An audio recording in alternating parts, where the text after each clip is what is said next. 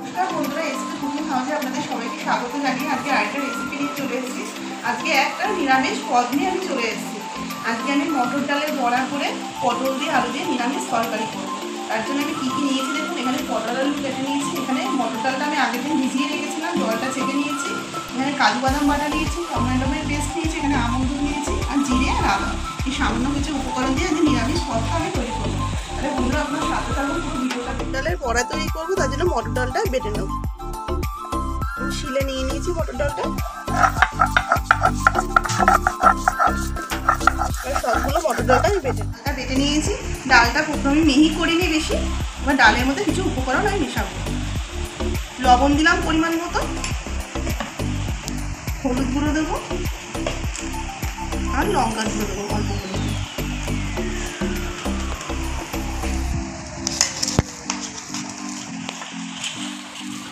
কড়াইতে সাদা তেল বসিয়ে দিয়েছি। এবার বড়াগুলো আমি গোল গোল করে ভেজে নেব।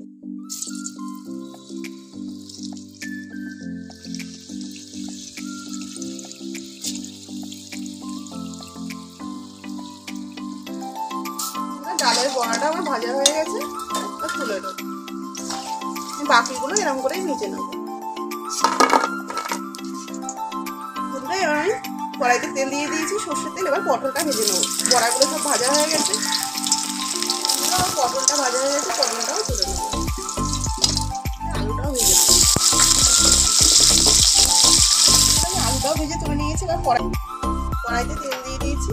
এবার তরকারিটা করার জন্য গোটা জিরে দেবো, তেজপাতা দেবো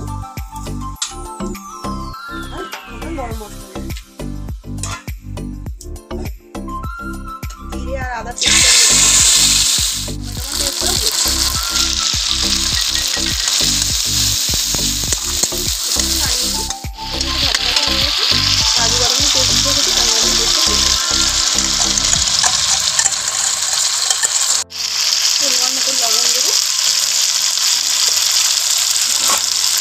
পরিমাণ মতো হলুদ গুঁড়ো দেবো,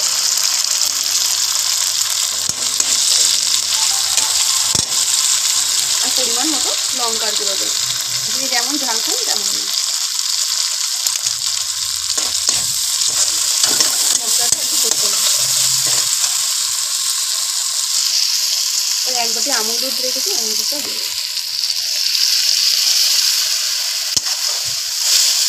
মশলাটাই ভালো করে। দেখুন বন্ধুরা, আমার মশলা দিয়ে তেলটা ছেড়ে গেছে, মশলাটা ভালো করে কষানো হয়ে গেছে। এবার ভেজে রাখা পটল আর আলুটা দিয়ে মশলার সাথে ভালো করে নাড়িয়ে জল দিয়ে দেবো। এবার সবজির সঙ্গে মশলাটা ভালো করে কষানো হয়ে গেছে, এবার জল দিয়ে দেবো।